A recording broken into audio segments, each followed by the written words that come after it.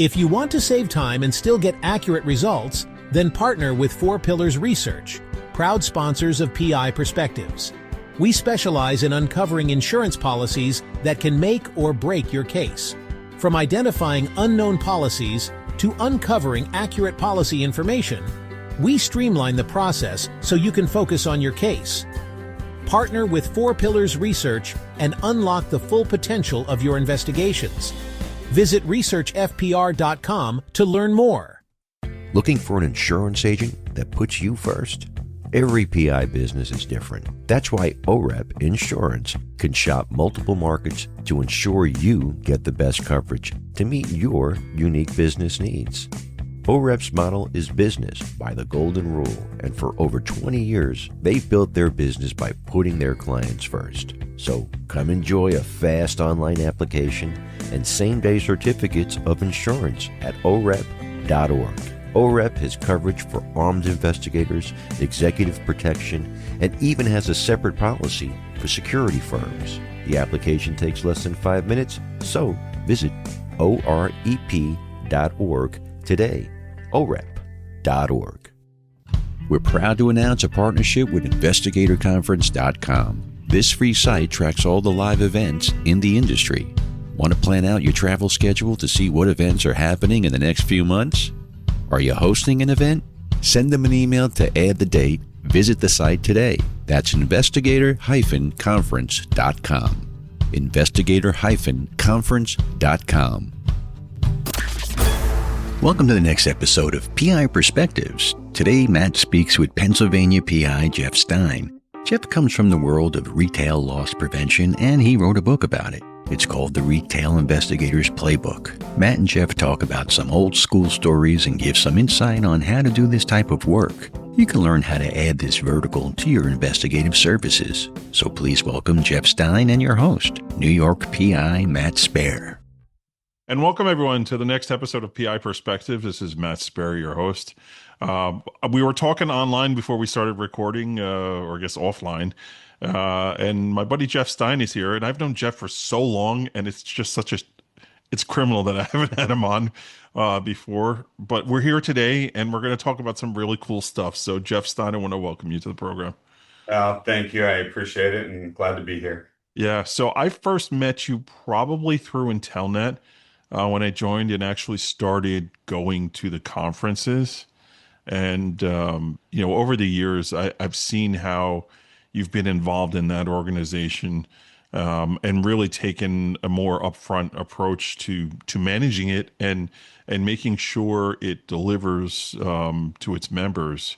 And it's been very cool to watch that. You're based in Pennsylvania, and you're involved in the state association there as well, the Vidocq Society as well. And you wrote a book. And I wanted to talk about it because it's a subject that's near and dear. But if I didn't hit any bullet points here, why don't you tell folks what you do, who you are, and what your specialty is? Sounds good. Well, you hit on a lot. I am the president and owner of EOPS, Private Detective Agency, and remind me to come back to the EOPS portion of it. Sure. But we are licensed in Pennsylvania, New Jersey, and Delaware, and provide investigative and security services. Do a lot of different things, like many different private investigators. We do have a security division, provide uniformed, armed and unarmed security. And personally, I do a lot of criminal defense work and expert witness work. That's my forte. A lot of homicide cases, and unfortunately in Philadelphia, although their numbers are down this year, there's unfortunately a lot of murder and homicides. Yeah, any big city that you're in, you're going to see the ebbs and flows of things going up and down. We got the same thing here in New York. Like everybody hates our mayor, but the murder numbers for some reason are down. So yeah, go figure. Go figure. I guess we're all united in our hatred. Yeah. I am the executive director for Intelnet, and as you know, we're an international association with a little over 600 members in 70 different countries. And there are so many great associations and international associations, and I know you're a member of a few, and I'm a member of a few others. And it's for me, it's just hard to be able to go to so many different conferences because I'm busy with work, Yep. with my family, with home life and Intelnet. But there are many great associations like WAD and CII and so many others. So Yep. kudos to all of the other uh, leaderships and board of directors on all the associations and state associations. And as you know from your previous roles and current roles, it's a lot of work. Yeah, it really is. Yeah, it really is. I'm finishing up my state association run here, and it's like I gotta say probably the last year is the most I've been involved in doing things as the chairman. Getting ready for my big gala shebang, uh, Right. right off into the sunset type of deal. So yeah, I can appreciate that for sure. It's good stuff. So your background, were you former law enforcement or no? I did was hired by Rockaway Township and went to the police academy to see Gert and then re-injured my shoulder and just went back into the private sector and I've stayed in the private sector ever since. I started when I was 18 years old as a store detective catching shoplifters back. Yeah.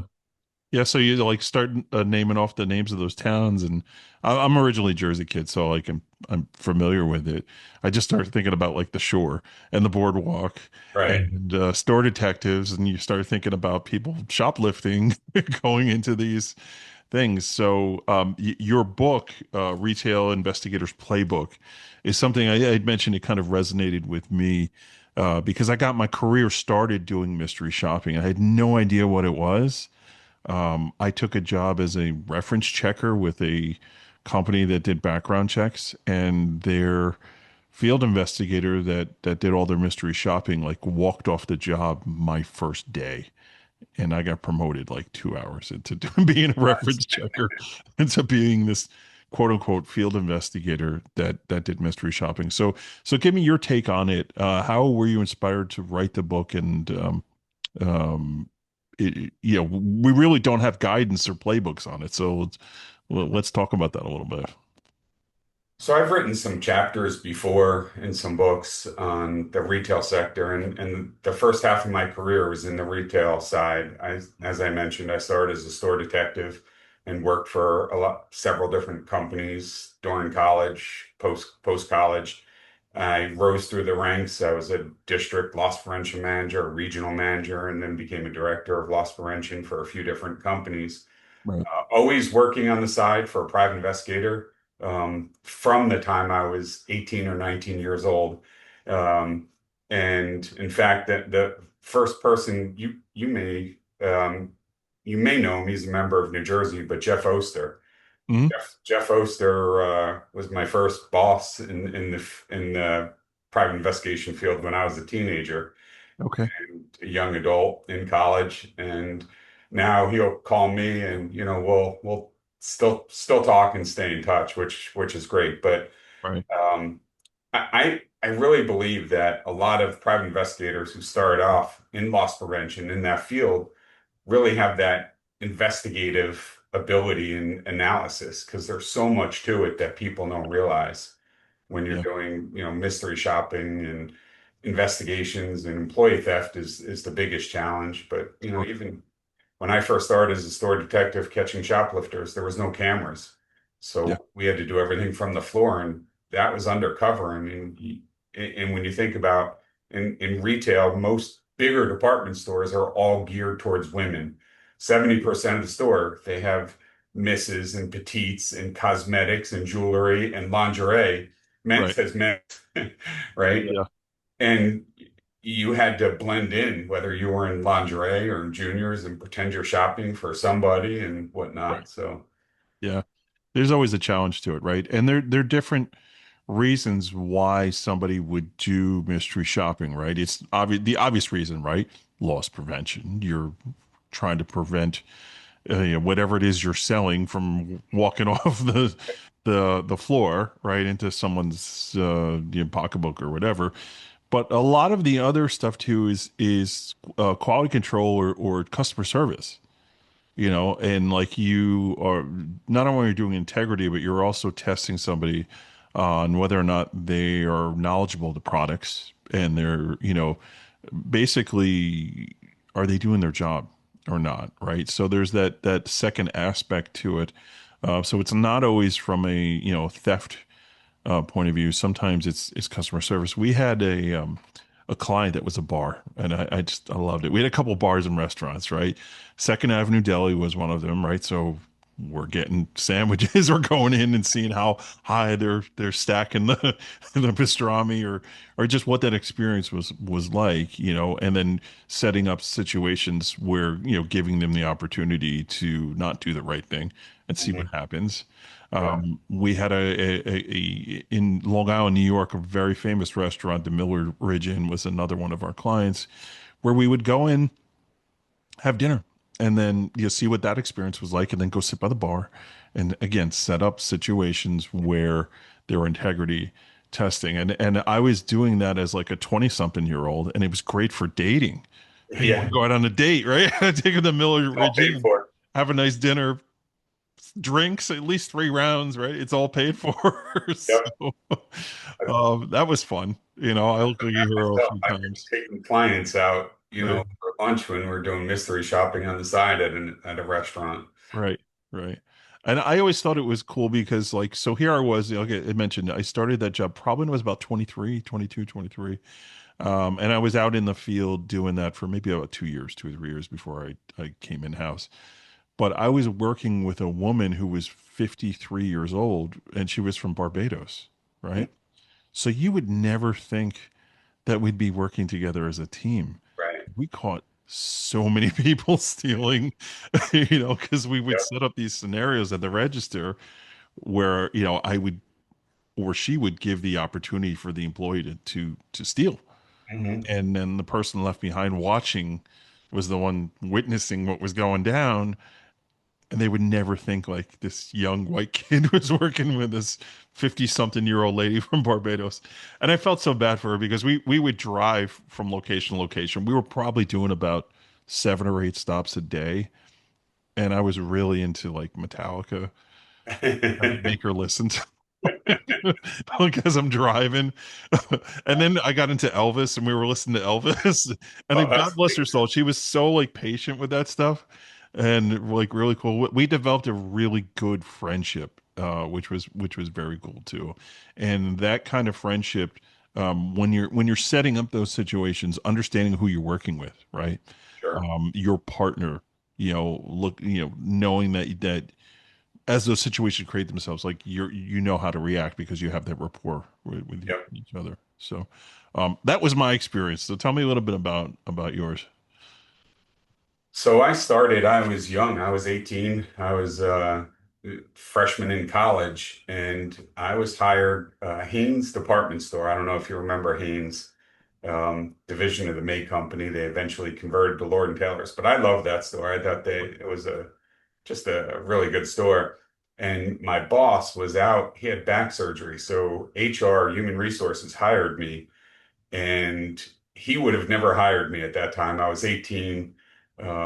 Just I had, which is the style now, but like from here down was kind of short, and my hair, and it just, we became really good friends. In fact, I wrote about him in the book. Mhm. But he said he would have never hired me.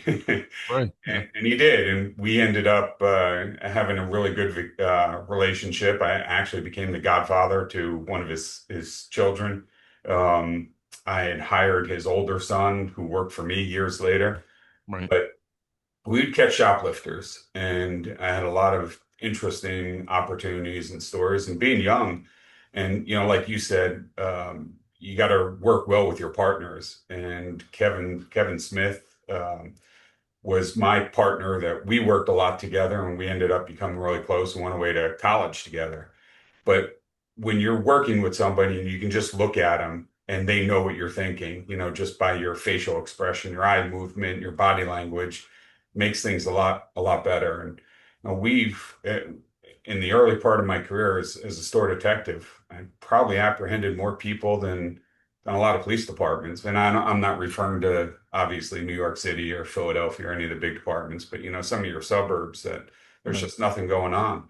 And we had fights, we had chases, and in fact, when I went away to college in Westchester, Pennsylvania, I was working for a company called John Wanamaker's as a store detective, and I was run down by a getaway driver. So October 28th, 1989, I was run down, and I was actually helivaced from the mall parking lot, King of Prussia Mall. Wow. Helicopter landed in Macy's parking lot. Well, the ambulance came. Let me back up. These guys cut coats, leather coats, and I can remember the day up until this point as clear as yesterday. But anyway, these guys cut cables on leather jackets and they ran out, and my boss was chasing them, and I went to go help him. And as I was going, he was fighting with somebody in the parking lot. Their getaway driver went to go run me over. And if I didn't jump up like TJ Hooker to avoid Yeah. impact, I would have been killed, honestly. Jesus, Uh, that's crazy. it was drug dealers out of Philadelphia. They were actually stopped earlier that day by the Philadelphia Task Force, Drug Task Force, um, and they were let go because they had a small amount of marijuana or drugs, whatever, and they were working a bigger case. Right. So they went to King of Prussia to shoplift. They had a stolen Cadillac. Remember the big Cadillacs? Oh yeah, sure. And that's what they attempted to run me over with. And I jumped up at the last minute. This is all from police reports and Yeah, eyewitnesses, because I don't remember any of it. sure. And I jumped up to avoid impact and landed on the hood of the car. I was on the hood of the car for like 60 yards till I went over the roof. When I came down, I guess my head hit the curb and I had fluids coming out of the ears. Jesus. So Wow. when the local ambulance came, they didn't want me. They're like, he's a trauma. So they called for a helicopter and flew Right. me to University of Pennsylvania. And I was in college at the time. I was young. I was 19. And I was in the hospital for about 2 weeks with a fractured skull and inner ear bone. And um, I was fortunate and came out of the hospital and went back to school and back to work. And here I am. But That's amazing. I never knew that. Yeah, I yeah, mean, listen, you and I have known each other for years. I never knew that story. That is crazy. yeah, it really was. It was, it was pretty rough at the time. But I mean, to this day, I have a ring in my right ear from it and loss of smell. I can't smell at all from that accident. I mean, considering the alternative, I think you take it. Yeah. For sure. Absolutely. And with that being said, so the first part of my career was in loss prevention, and Mhm. I've done so much between shoplifters and then employees, mystery shops. I've Yeah. done all that, and I felt bad because back in the day when we were doing mystery shops, and you go into those restaurants, and you're getting food and drinks and whatever. A lot Mhm. of times, what they wanted us to do was not leave a tip and pay with your credit card, Right. if they would put the tip onto your credit card, and they would put a large amount. And I Right. feel bad because you had some good servers and they're not getting a tip. I don't think that's fair. So I feel, Yeah, that's kind of a crappy thing to do. yeah, Not to mention if you ever want to go back there on your own time, like here comes that cheapskate. dress it well there. Oh, that's awful. And, Yeah, I always thought the interview after you caught him was something that was fascinating to me. Because that was the other part of my job too, right? So we would have the team that would go out and create those situations. Now, once you've caught the person, management would bring the person in to, be spoken to, and they didn't want to do it themselves, essentially. Like they'd have us come in and just kind of get the confession, you know, right, and it's psychological, right? Like you really just playing that game with somebody like, hey, like in New York, it's like, you don't want to go to Rikers for this, man. Have you ever been to Rikers? Like, it's terrible. You don't know, like, you'll never be the same again. Like, it's silly. What you took, like, just tell me how much it is so they can know and claim it on insurance. Like, you play that kind of game with them. And sure, whatever, like, the standard rule was, whatever they actually cop to is really about 25% of what you actually lost. yep. That was something that always stuck with me. Oh, I only did this. I only took that. It's like, okay, times four. There we go. That's true. And I've had numerous interview and interrogation classes. Wicklander and Zalowski is one of the Yes. big ones for Yep. me. Big one. Yep. Reed is great too, Mhm. with Wicklander. And I, you reminded me of a story, if you don't mind. Yeah, go ahead. Yeah, sure. When I first got hired as a store detective, you work with somebody for a while. You're not allowed to go and apprehend somebody by yourself. And one night I was going to be working alone. I was the only one working. And I told my boss, Joe, I'm like, Joe, I'm ready. I need you to give me the green light because if I see somebody shoplift, I'm not going to just let it go. So he gave me the green light. I'm working by myself. And I observed this woman, and she looked like she was either heavy or pregnant, but she was making these faces like she had to go to the bathroom. Right. And honestly, I kid you not, it was quiet. There was nothing going on. And so I started watching her to see how long it would take her to find the women's room.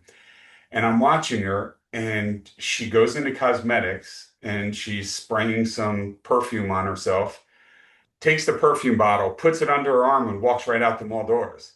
Oh, wow. Like, Jesus, did I just see this? Like, so I follow her out and I wait till she touches that perfume, and she then takes it and puts it in her purse, makes no attempt to come back into the store. So I grab her.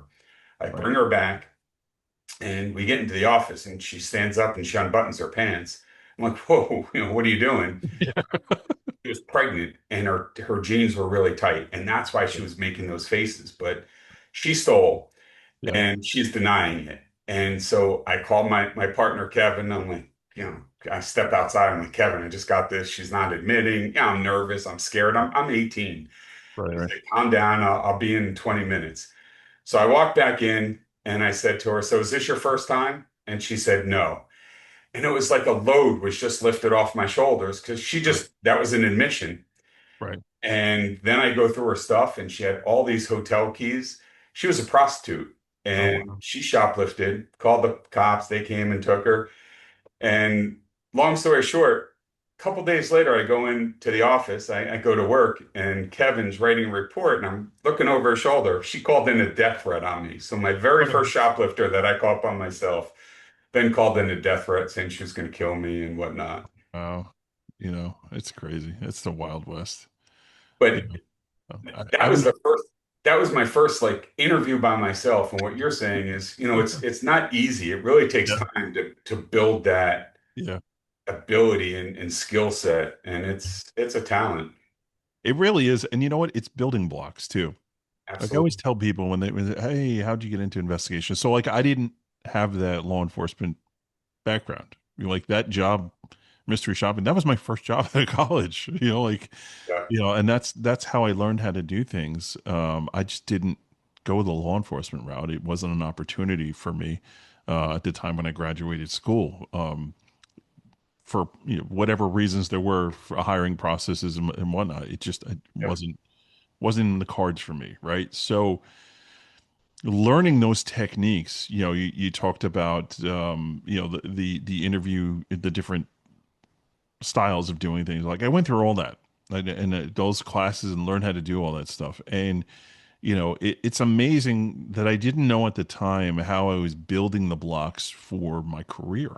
Hmm. What I actually ended up doing after I left there, and I even got out of investigations like 100%, right? So I took that experience of the mystery shopping, interviewing, and all that, and we did a lot of pre-employment screening. So I was doing a lot of interviewing people before they were even hired, but doing the integrity side of it as well. Right? Hey, everybody steals every now and then. What'd you take?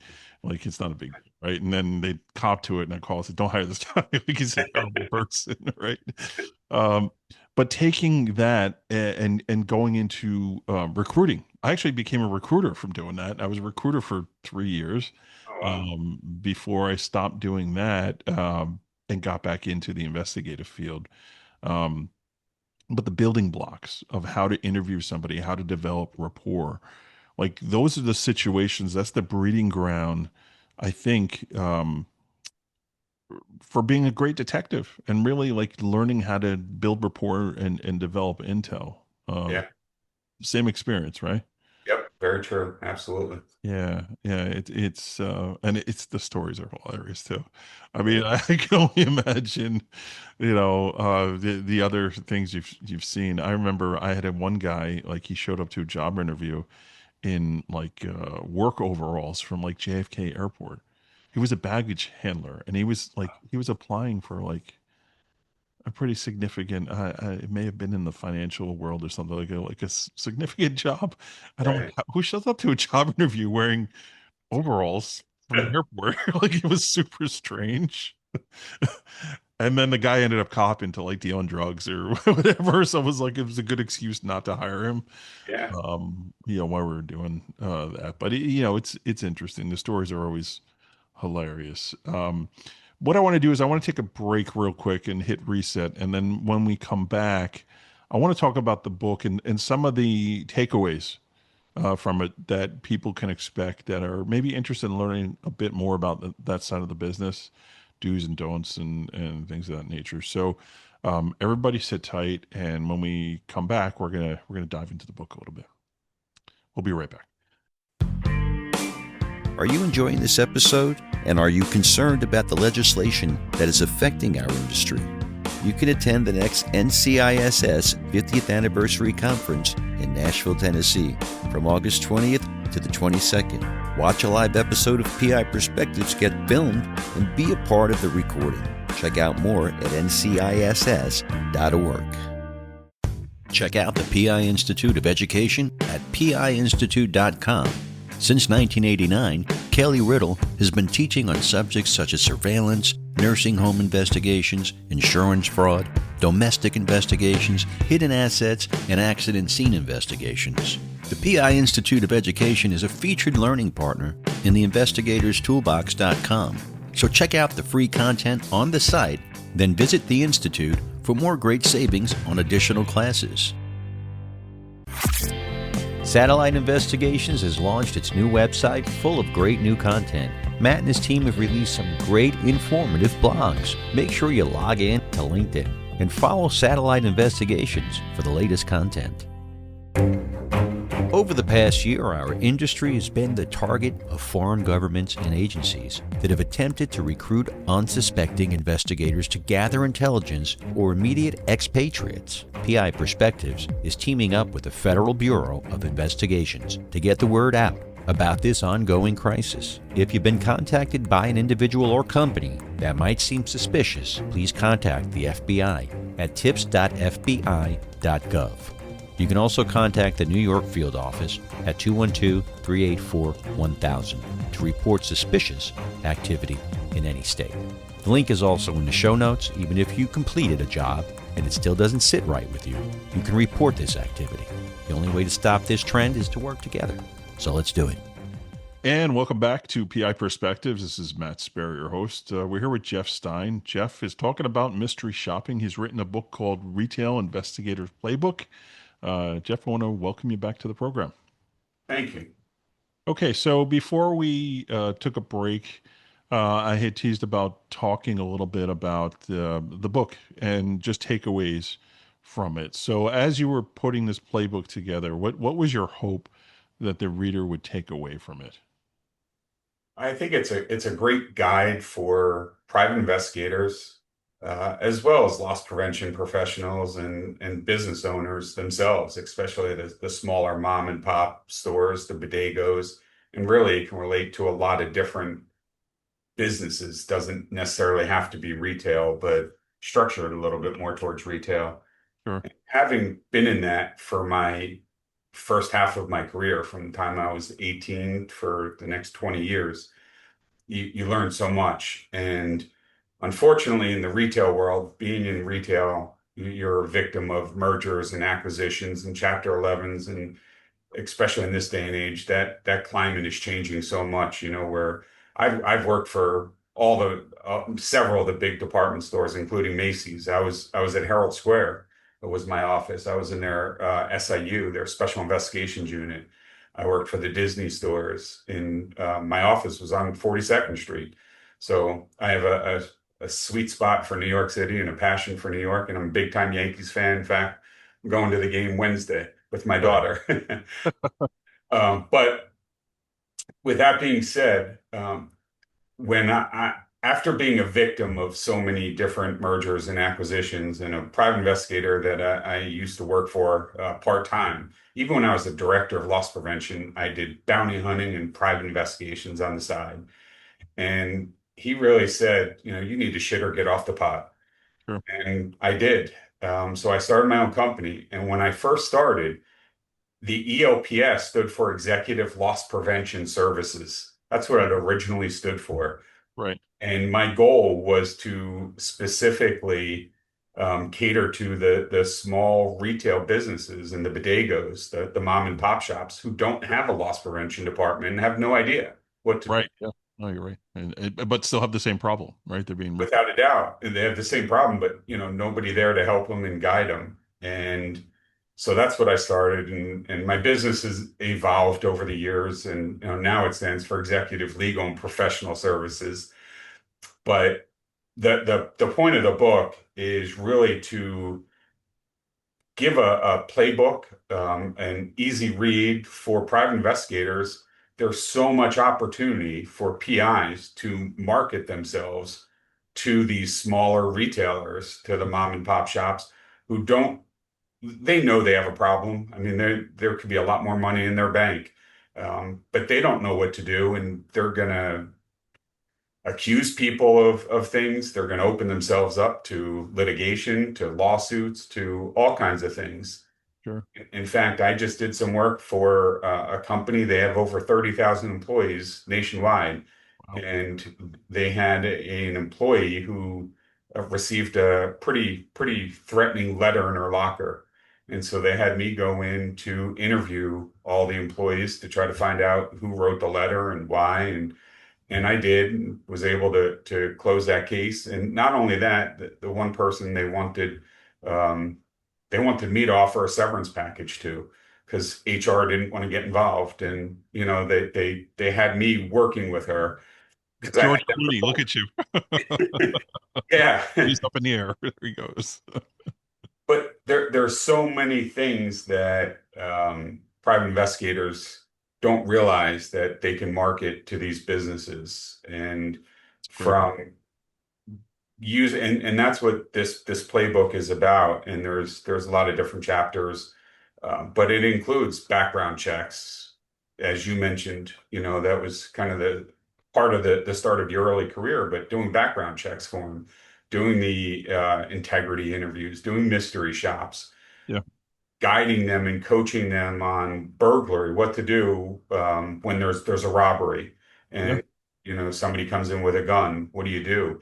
Do they have policies and procedures? Can we write the policies and procedures for them? Because they don't have that.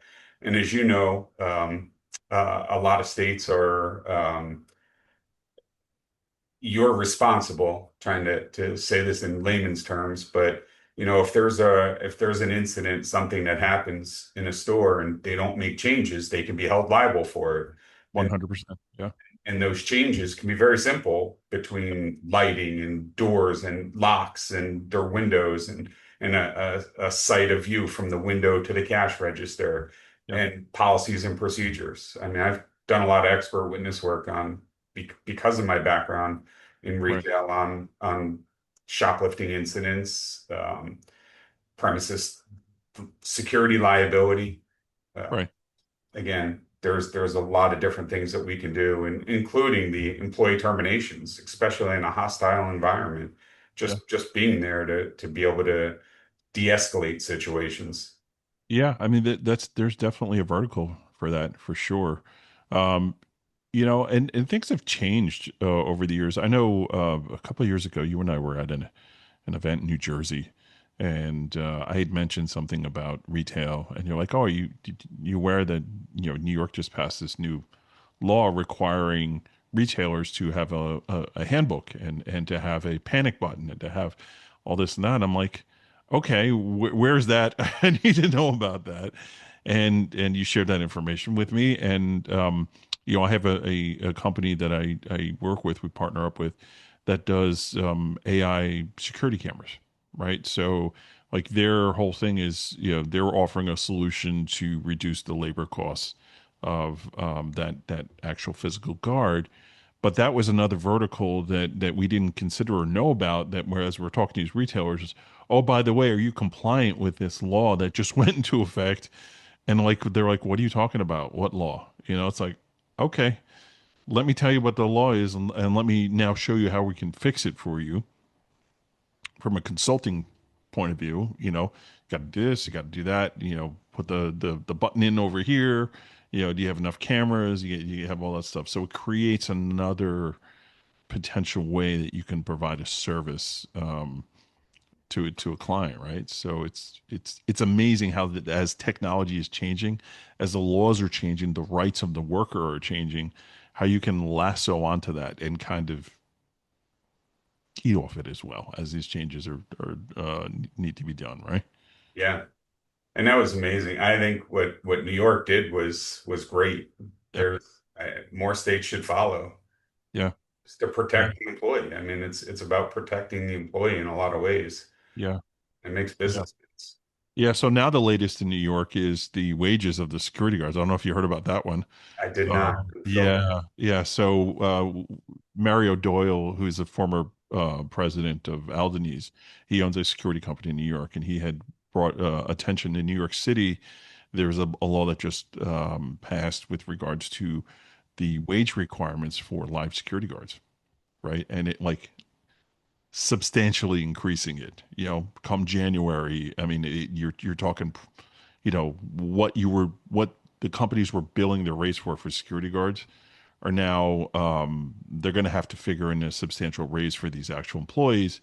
The problem is that these companies have contracts and they're kind of contracted into a particular price where now their margins are like non-existent. They're gone, and it's a problem that as is trying to deal with how do we fight this, right? So they've got like a lobbyist, they've got a whole team now that are trying to get like an injunction to stop this thing, Mm. so they can kind of figure out what they're going to do here. It's a mess, but yeah, New York is on the forefront of doing many different things. It's crazy. Wow.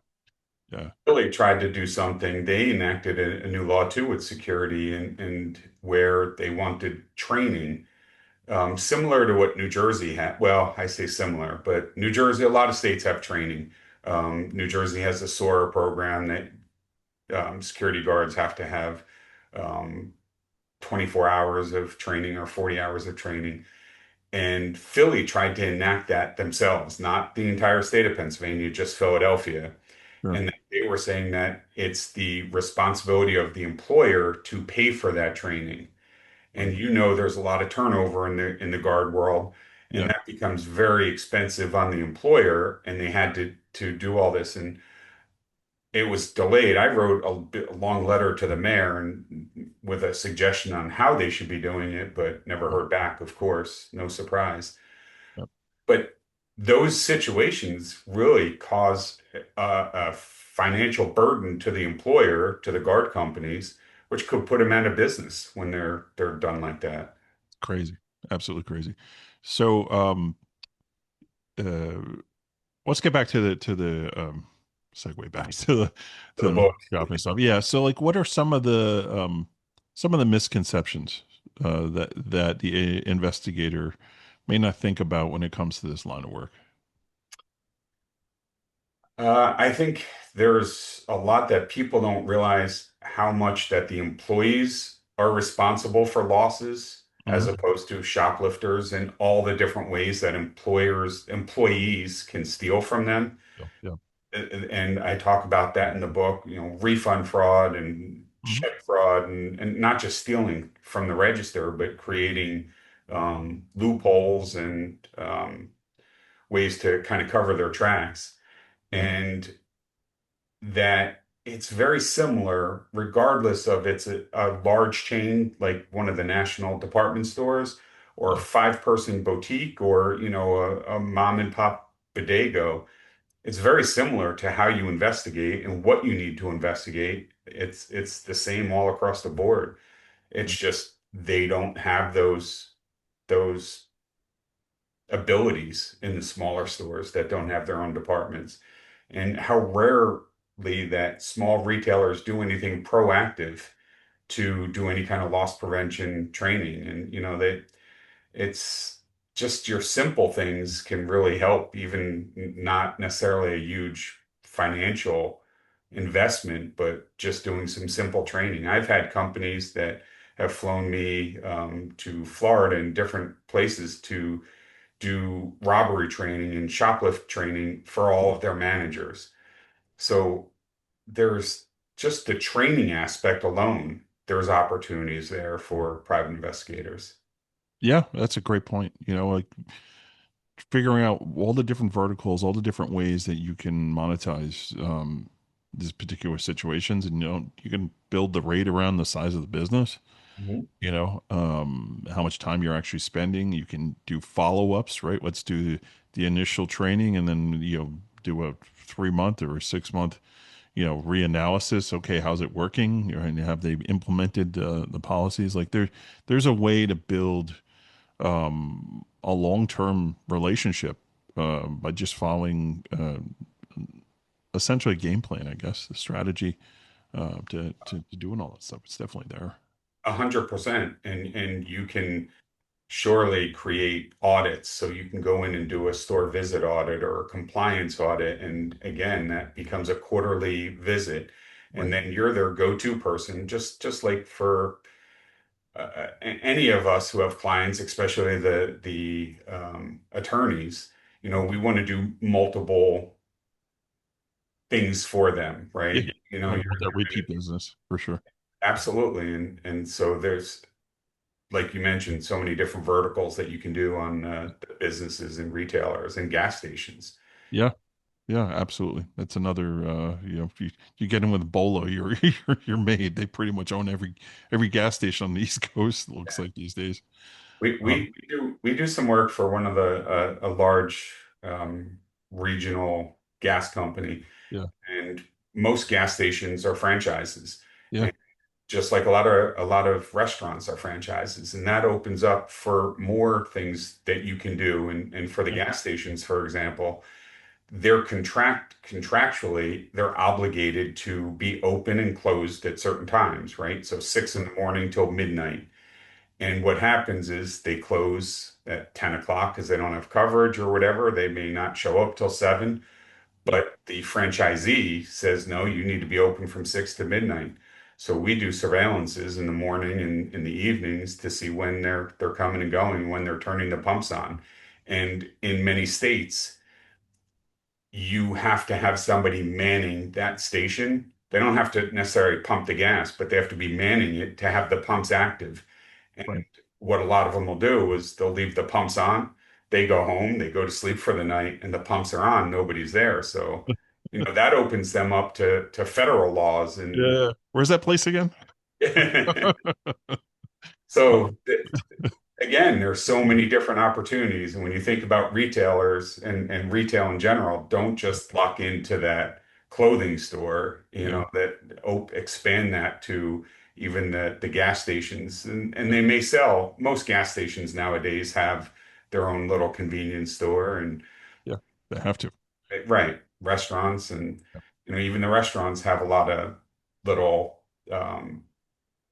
curios and things, little store to buy stuff like Right. a Hard Rock Cafe, for example. You can go Yeah. and buy shirts and jewelry and all kinds of stuff there.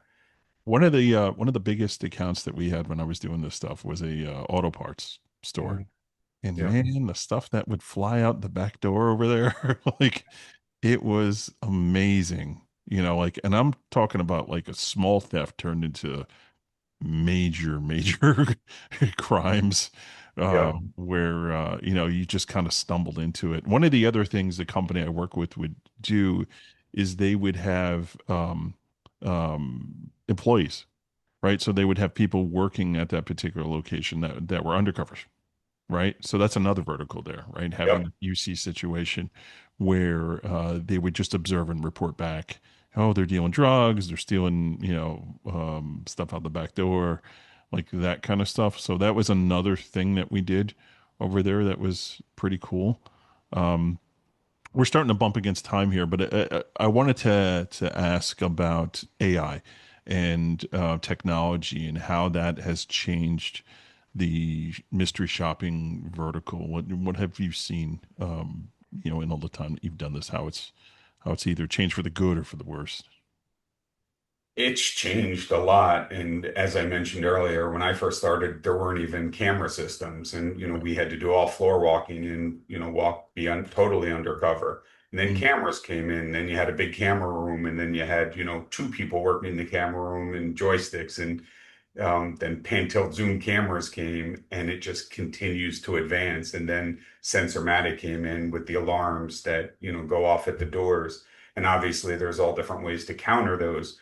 But now with AI and the camera systems, they can go right to somebody. They automatically, you program them, go to that person when there's somebody who walks in. And sure. then you can deploy that technology if they're carrying a bag of a certain size. And you can even put in geofencing if you have a high value item in the store, that if that moves, all of a sudden your cameras are send off a trigger and an alarm. So AI makes it a lot better. Great. It's a lot more sophisticated. It's just it's expensive to Yeah. to roll out the initial Yeah. investment. Yep. But then you see the reduction in labor. Hmm. So you're saving on that end too, and then you're saving probably on insurance premiums because you're having a more secure area. I mean, it's you can spin it, I guess, twist it, whatever way you need to. Yeah, I am not a fan of like self-checkout, for example. And even in the banks nowadays, there's a lot of banks that got rid of their tellers and they have the big automated computer ATM. And Yeah. you'd say, you want your money to come back this way and that, all Yep. 20s or whatever.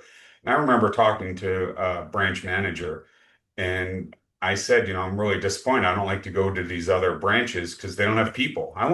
want to deal with somebody. I don't like the self-checkout lanes. Yep. There's always a hiccup, and now you got to push the button. And she said, when they first started doing this at the banks and getting rid of the tellers, it was for two reasons. One, to save money on the human aspect of it, but two, there's no theft, Yeah. right? So you have a person there and they're tempted to steal a $10 bill or a $100 bill. The computer doesn't do that. It spits out your exact change. So there's those Just steals pros. your soul. That's it. Yeah, absolutely. Hal comes in and says, "I don't think so, Dave." Right. What are Yeah. you doing, Dave? Don't turn me off. Hmm. Oh, it's crazy, man. It's crazy what's coming there. I think the beginning of that started when you started going to the fast food chains and the change would automatically come out, Right. right? Like if it's a machine's giving a change and the employee can't even be counted on to hand out the right change to somebody. I was like, okay, this is the beginning of the end for the everyday worker in retail. Hmm. You can see stuff Yeah. like that happening. But I'm with you, man. Like I like having somebody to talk to, especially when it comes to banking. Hmm. Like because sometimes there are complex issues that need an explanation. Hey, I'm trying to do this or I need help with this, and it's like I don't want to go to the prompt and, it's like you hitting zero and yelling customer service at somebody. Uh, Yeah. I'm with you on that, man. It's crazy. Yep. For So, sure. all right. I think we're going to wind down here. This has been great. Just a good conversation for folks out there that are in this a vertical of being an investigator, understanding like this is an avenue maybe you can tap into that you haven't tapped into.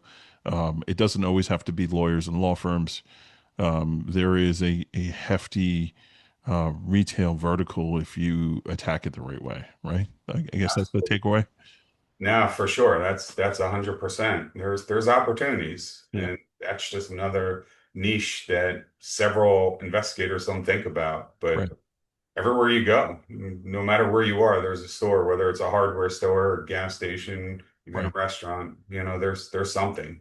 Uh, Yeah, Regardless of the size of the city, there's a retail, yep, and help them out. yep. Offer to write up a policy or procedure. No, it's great. It's a great idea. So we're going to put a link to the book in the show notes. It's called Retail Investigators Playbook. Jeff Stein is the author. You can go look it up online too. But we'll have a link in the show notes.